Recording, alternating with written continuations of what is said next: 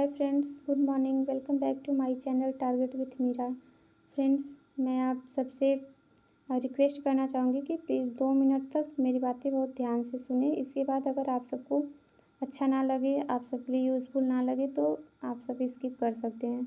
तो फ्रेंड्स, जैसा कि मैं अपने अगले वीडियो में इस बात का ज़िक्र की थी कि मैं ग्रुप डी के लिए जो अभी एग्ज़ाम होने वाले हैं अगर 3 अगस्त 2026 को, तो उसके लिए मैं एनसीईआरटी बेस्ड जो शॉर्ट नोट्स का वीडियो में लाऊंगी। ऐसा मैंने अपने वीडियो में बताया था, जो केवल रिवीजन के लिए होगा, क्योंकि फ्रेंड्स अब पढ़ने का टाइम तो वैसे भी नहीं है और कुछ एक्स्ट्रा पढ़ने से फ़ायदा भी नहीं है, क्योंकि एक हफ्ता में क्या ही पढ़ लेंगे।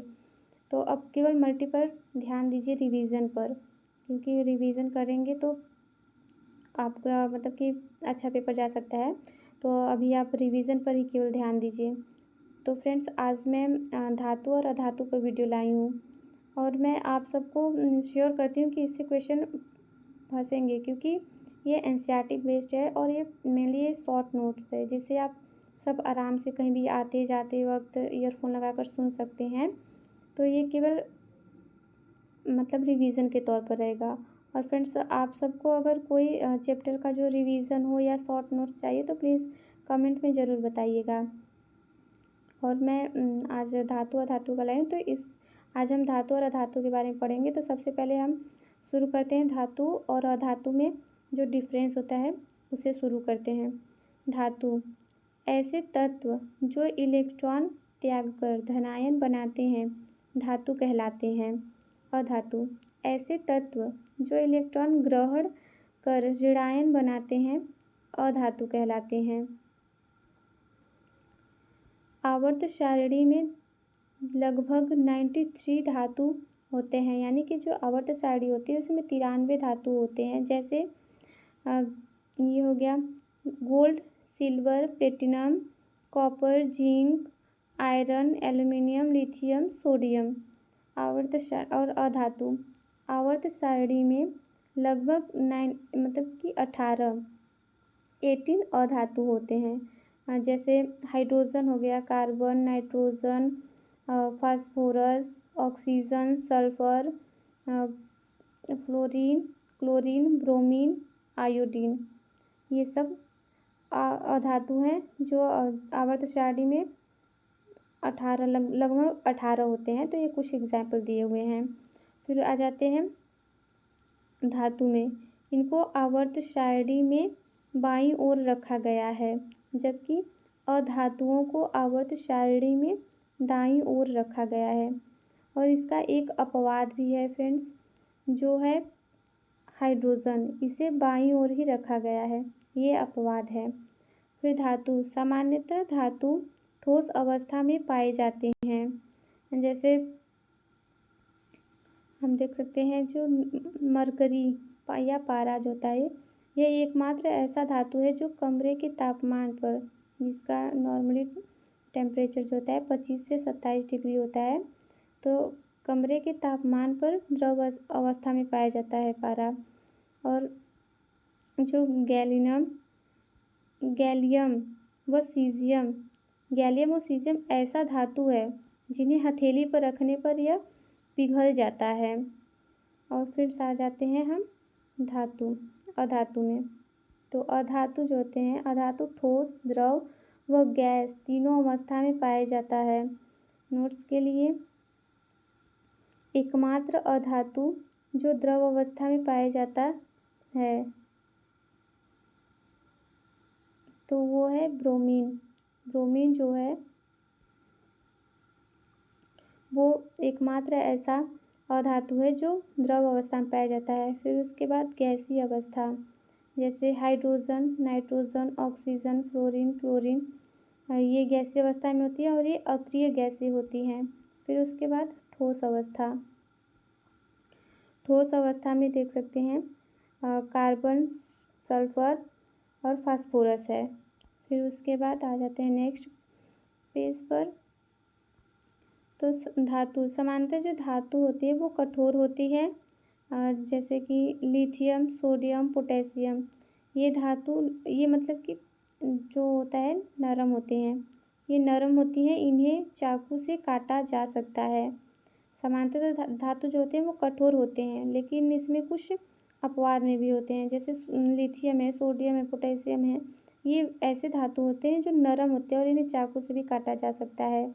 अधातु अधातु जो होते हैं वो भंगुर प्रकृति का होता है, और जैसे इसमें कार्बन का जो एक अपर रूप है, कार्बन का अपर रूप हीरा जो होता है वो सबसे कठोर अधातु होता है, ये भी उसका अपवाद ही है। और फिर आ जाते हैं धातुओं में जो ध्वनिक गुण होता है, धातुओं में ध्वनिक गुण पाया जाता है, जबकि अधातुओं में ध्वनिक गुण नहीं पाया जाता है। धातुओं में चमक पाई जाती है, जो धातु होते हैं वो चमकते हैं, उनमें चमक होता है, जबकि अधातुओं में चमक नहीं पाई जाती है। और इसका अपवाद है हीरा, आयोडीन, क्योंकि हीरा और आयोडीन में चमक पाई जाती है। फिर उसके बाद आ जाते हैं धातु पर। धातु विद्युत की सुचालक होती है, जबकि अधातु जो होते हैं वो विद्युत के कुचालक होते हैं। तो धातु में उसका जो एग्जाम्पल है, जैसे चांदी, चांदी जो है वो विद्युत की सबसे अच्छी चालक होती है। ये देख सकते हैं, ये बढ़ते क्रम घटते क्रम में है, बढ़ते नहीं। ऐसे सबसे अच्छे चालक जो होता है वो चांदी में होता है, फिर उसके बाद कॉपर में, फिर उसके बाद एल्यूमिनियम में। अधातु अधातु में जो होता है कार्बन का अपर रूप ग्रेफाइट में एक मुक्त इलेक्ट्रॉन होने की वजह से ये विद्युत का चालन करते हैं, मतलब ग्रेफाइट में एक मुक्त इलेक्ट्रॉन होता है जिसके कारण ये विद्युत का चालन करते हैं। फिर उसके बाद है धातु ऊष्मा की सुचालक होती है, जो धातुएं होती हैं वो ऊष्मा की सुचालक होती हैं, जबकि अधातु जो होती है ऊष्मा की कुचालक होती हैं। और धातु में चांदी जो होता है, धातुओं में चांदी ऊष्मा की सबसे अच्छी चालक होती हैं, चांदी जो है ऊष्मा के सबसे अच्छे चालक होती है।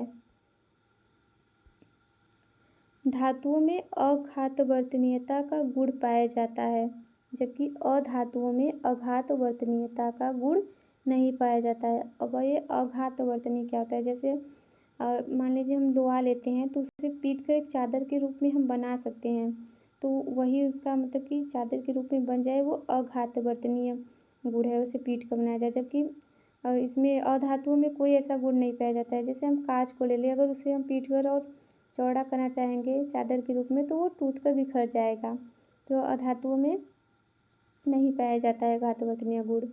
धातुओं में तन्यता का गुण पाया जाता है, जैसे कितना तन्य है, उसे कितना ताना जा सकता है, तो धातुओं में जो होता है वो तन्यता का गुण पाया जाता है। जैसे सर्वाधिक तन्यता सोने में पाई जाती है, सोने का 1 ग्राम अगर हम उसे तन्यता के रूप में लाएं तो 2 किलोमीटर तक तार के रूप में तान कर सकते हैं।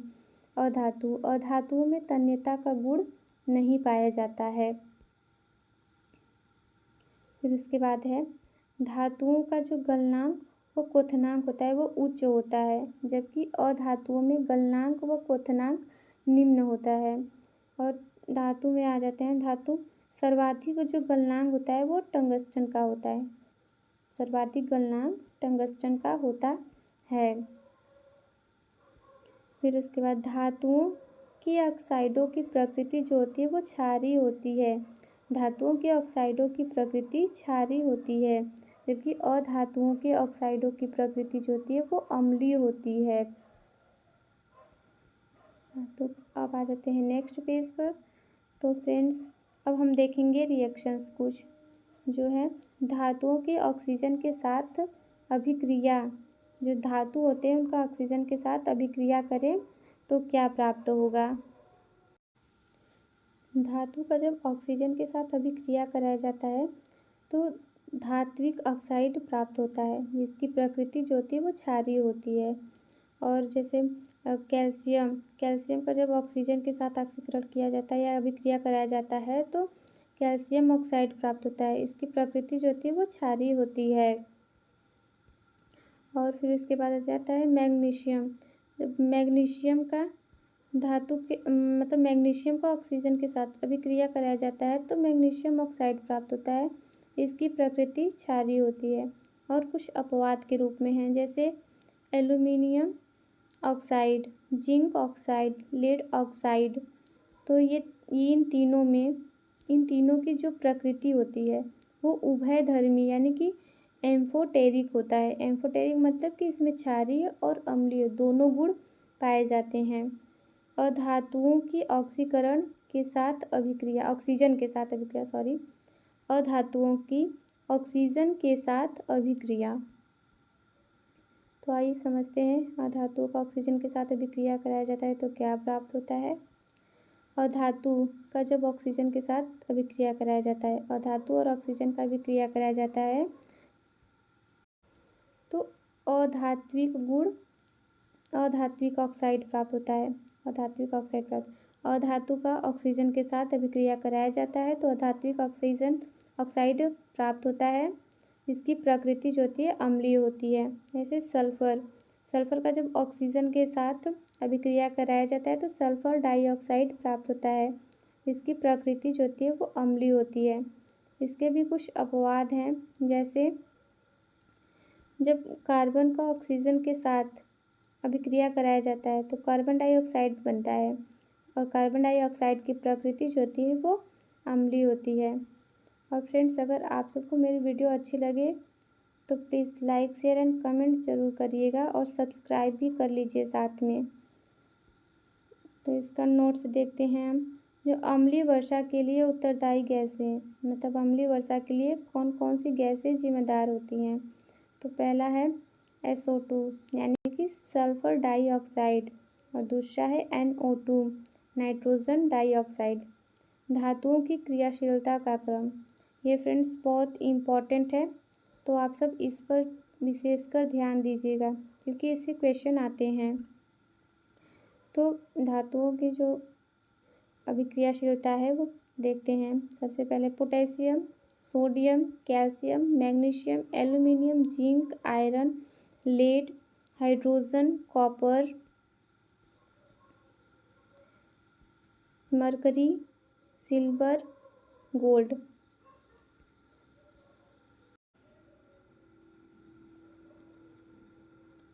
तो इसमें जो सोडियम और पोटेशियम है, इसकी जो ये सबसे मतलब अधिक अभिक्रियाशील होते हैं, यानी कि सोडियम और पोटेशियम ये दोनों ठंडे जल के साथ अधिक मतलब कि बहुत तेज़ी से अभिक्रिया करते हैं। फिर उसके बाद देखते हैं कैल्शियम जो होता है वो ठंडे जल के साथ बहुत धीमी अभिक्रिया करता है और इससे जो होता है हाइड्रोजन गैस निकलता है जो कैल्शियम से जाकर चिपक जाता है और कैल्शियम को पानी में तैरने में सहायता करता है। तो इसका मतलब है कि जब कैल्शियम जो है, कैल्शियम सबसे पहले तो जल के साथ, ठंडे जल के साथ बहुत धीमी अभिक्रिया करती है और उससे हाइड्रोजन निकलता है जो कैल्शियम पर चिपक जाता है और कैल्शियम को पानी में तैरने में सहायता करता है। फिर उसके बाद आते हैं एल्यूमिनियम, जिंक, आयरन। ये तीनों जो होते हैं ये भाप के साथ अभिक्रिया करती हैं। एल्यूमिनियम, जिंक, आयरन ये भाप के साथ अभिक्रिया करते हैं। फिर उसके बाद आते हैं सोना और चांदी। जो ये सिल्वर और गोल्ड है ये मुक्त अवस्था में पाई जाती है। फिर उसके बाद देखते हैं धातुओं के जल के साथ अभिक्रिया। तब धातुओं को जल के साथ अभिक्रिया कराते हैं तो क्या प्राप्त होता है। तो धातु को जब किसी जल के साथ अभिक्रिया कराया जाता है तो धात्विक ऑक्साइड प्राप्त होता है, हाइड्रोजन और ऊष्मा निकलते हैं। और धात्विक ऑक्साइड जब धात्विक ऑक्साइड का जल के साथ अभिक्रिया कराया जाता है तो धात्विक हाइड्रोक्साइड प्राप्त होता है। देख सकते हैं आप, जब धातु का जल के साथ क्रिया कराया गया तो धात्विक हाइड्रोक्साइड प्राप्त हुआ और हाइड्रोजन और ऊष्मा बाहर निकल गए। फिर उसके बाद जो पोटेशियम है, पोटेशियम का ठंडे जल से भी क्रिया कराने पर तीव्र गति से अभिक्रिया कराया जाता है तो KOH यानी कि पोटेशियम हाइड्रोक्साइड प्राप्त होता है। सोडियम को ठंडे जल के साथ अभिक्रिया कराने पर तीव्र गति से अभिक्रिया करता है और सोडियम हाइड्रोक्साइड प्राप्त होता है। जब कैल्शियम को ठंडे जल से अभिक्रिया कराया जाता है तो इसकी गति धीमी गति से अभिक्रिया करता है और कैल्शियम हाइड्रोक्साइड प्राप्त होता है।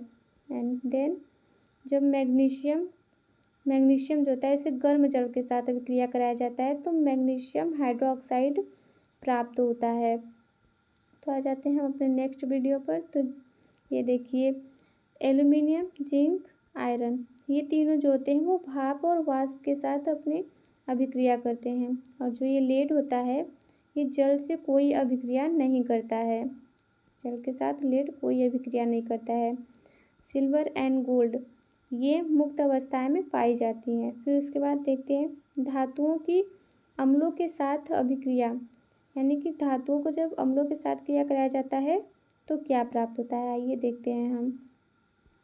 धातु और जब धातुओं का अम्ल के साथ अभिक्रिया कराया जाता है तो लवण प्राप्त होता है और हाइड्रोजन निकलता है। जैसे मैग्नीशियम का जब HCl हाइड्रोक्लोरिक एसिड के साथ, मतलब मैग्नीशियम का HCl के साथ जब रिएक्शन कराया जाता है तो मैग्नीशियम क्लोराइड प्राप्त होता है और हाइड्रोजन निकल जाता है। जिंक का जब HCl के साथ क्रिया कराया जाता है तो जिंक क्लोराइड निकल जाता है, बनता है और हाइड्रोजन निकल जाता है। फिर उसके बाद आते हैं एनोडीकरण। एनोडीकरण क्या होता है उसके बारे में देखते हैं। किसी धातु को संक्षारण से बचाने के लिए एनोडीकरण किया जाता है। मतलब कोई धातु है वो खराब हो रहा है या कुछ भी, मतलब उसका संक्षारण हो जाता है तो उसे बचाने के लिए एनोडीकरण किया जाता है। या फिर धातु पर मोटी ऑक्साइड की परत चढ़ाने के लिए धातुओं का एनोडीकरण किया जाता है। मतलब इसका मतलब यह है कि धातु को सुरक्षित रखने के लिए जो क्रिया किया जाता है। उसके बाद देखते हैं तो ये मतलब देखते हैं ये एक जो होता है एनोड ये छड़, इसे एनोड कहते हैं, ये कैथोड होता है। और ये एल्यूमिनियम की छड़ होती है और ये जो होता है वो कार्बन का छड़ होता है। इसे जब तनु H2SO4 यानी कि हाइड्रोजन सल्फ्यूरिक एसिड, जब तनु सल्फ्यूरिक एसिड के साथ इसमें डुबाया जाता है तो इसमें जो होता है ऑक्सीजन और हाइड्रोजन निकलता है। हाइड्रोजन जो होता है वो कैथोड पर जाता है और जो ऑक्सीजन निकलता है वो एनोड पर जाता है। और ये भी बता दें कि एनोड जो होता है वो धनायन होता है, जबकि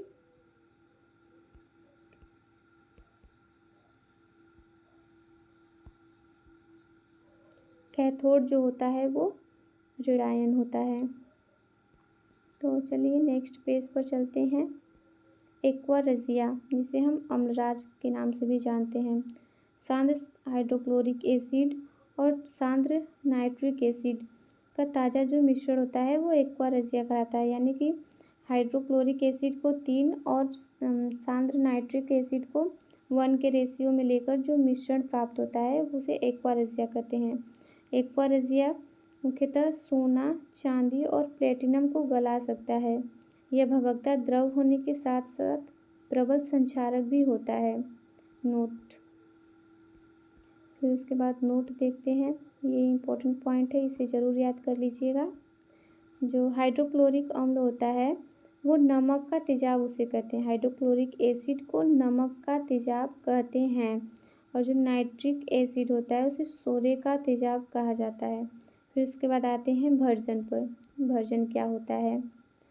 सल्फाइड अयस्क को वायु की उपस्थिति में अधिक ताप पर गर्म करने पर यह ऑक्साइड में परिवर्तित हो जाता है। इस प्रक्रिया को भर्जन कहते हैं। यानी कि जब सल्फाइड अयस्क होते हैं, सल्फाइड अयस्क वायु की उपस्थिति में अधिक तापमान पर गर्म करने पर, जब यह अधिक तापमान पर गर्म होता है वायु की उपस्थिति में तो यह ऑक्साइड में परिवर्तित हो जाता है। यह प्रक्रिया भर्जन कहलाता है। जैसे जिंक सल्फाइड को जब ऑक्सीजन की उपस्थिति में गर्म किया जाता है, इसका तापमान मतलब कि अधिक कर दिया जाता है जिससे ये गर्म हो जाता है तो जिंक ऑक्साइड बनता है और सल्फर डाइऑक्साइड निकल जाता है। फिर उसके बाद देखते हैं निस्तापन।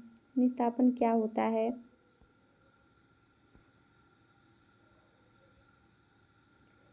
कार्बोनेट अयस्क, जब कार्बोनेट अयस्क सीमित वायु में अधिक तापमान पर यह जो होता है ऑक्साइड में परिवर्तित हो जाता है। यानी कार्बोनेट अयस्क सीमित वायु में अधिक ताप पर ऑक्साइड में परिवर्तित हो जाता है। इस प्रक्रिया को निस्तापन कहा जाता है। जैसे जिंक कार्बोनेट का जब गर्म मतलब तापन किया जाता है, यानी कि इसे गर्म किया जाता है, जिंक कार्बोनेट को गर्म किया जाता है तो जिंक ऑक्साइड बनता है और कार्बन डाइऑक्साइड बाहर हो जाता है। तो यही प्रक्रिया हमारा निस्तापन कहलाता है। तो आते हैं फिर उसके बाद देखते हैं, देखिए potassium, sodium, calcium, magnesium, aluminium, ये जो 5 तत्व हैं ये उच्च अभिक्रियाशील धातुएं होती हैं। Potassium, sodium, calcium, magnesium, aluminium ये उच्च अभिक्रियाशील धातुएं होती हैं, जबकि जिंक, आयरन, लेड, कॉपर ये मध्यम अभिक्रियाशील धातुएं होती हैं। फिर उसके बाद देखते हैं उपधातुएं कि उपधातुएं क्या होती हैं। ऐसे तत्व जिनमें धातु व अधातु दोनों के गुण पाए जाते हैं उपधातु कहलाते हैं। इनमें लगभग 75% गुण धातुओं के होते हैं व 25% गुण जो होते हैं वो अधातुओं में पाए जाते हैं, तो वो उपधातु कहलाते हैं। मतलब ऐसा कोई उपधातु या ऐसा कोई तत्व जिसमें धातु और अधातु दोनों का गुण उपस्थित होता है तो उसे उपधातु कहते हैं। और धातु उसमें कितना आता है 75%, जबकि नहीं, हाँ 75% धातु होता है, जबकि 25% जो होता है वो अधातु उसमें उपस्थित रहता है, तो वो उपधातु कहलाता है। आधुनिक आवर्त सारणी में उपधातु की जो संख्या होती है वो 7 होती है और उपधातु पी ब्लॉक में उपस्थित होते हैं। जो उपधातु होते हैं वो पी ब्लॉक में उपस्थित होते हैं और यहाँ सीढ़ीनुमा संरचना बनी होती है। मतलब जहाँ ये स्थित होते हैं, जो उपधातु होते हैं जहाँ स्थित होते हैं वहाँ सीढ़ीनुमा यानी जिगजैग संरचना बनी होती है। उपधातुओं को बॉर्डर लाइन के तत्व माना जाता है क्योंकि ये धातु व अधातु के मध्य पाए जाते हैं। मतलब एक साइड धातु और एक साइड अधातु हो गया, तो बीच में ये पाए जाते हैं, इसलिए इन्हें बॉर्डर लाइन के तत्व कहा जाता है। फिर कुछ उपधातुओं के हम कार्य देख लेते हैं कि इनका यूज़ क्या है और कहाँ यूज़ होता है। तो सबसे पहले है बोरान। तो बोरान का उपयोग जैसे कांच उद्योग में ऐसे और एंटीसेप्टिक दवा बनाने में किया जाता है। कांच के उद्योग में और एंटीसेप्टिक दवा बनाने में बोरान का यूज किया जाता है। फिर उसके बाद है सिलिकॉन। सिलिकॉन का यूज जो होता है वो कंप्यूटर के चिप बनाने में किया जाता है। सिलिकॉन का यूज कंप्यूटर का चिप बनाने में किया जाता है।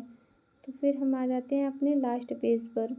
जैसे है जर्मेनियम। जर्मेनियम का उपयोग जो होता है विद्युत सेल, जो विद्युत में यूज होता है सेल, विद्युत सेल, सोलर सेल और ट्रांजिस्टर बनाने में जर्मेनियम का यूज किया जाता है। फिर एक उपधातु है आर्सेनिक। फिर उसके बाद एक है एंटीमनी। एंटीमनी जो होता है इसका मुख्यतः उपयोग दिया सलाई बनाने में किया जाता है। फिर उसके बाद एक है टेल्यूरियम, ये भी उपधातु है। और एक है पोलोनियम, इसका उपयोग, ये जो पोलोनियम होता है वो रेडियो एक्टिव तत्व है। पोलोनियम रेडियो एक्टिव तत्व है। तो फ्रेंड्स, अगर आप सबको ये वीडियो अच्छी लगी हो, यूज़फुल लगी हो, तो प्लीज़ सब्सक्राइब ज़रूर कर लीजिएगा। और नेक्स्ट वीडियो आपको किस चैप्टर पर चाहिए वो भी ज़रूर बताइएगा कमेंट में। तो फ्रेंड्स, आज के लिए इतना ही, मिलते हैं नेक्स्ट वीडियो में, तब तक के लिए राधे राधे।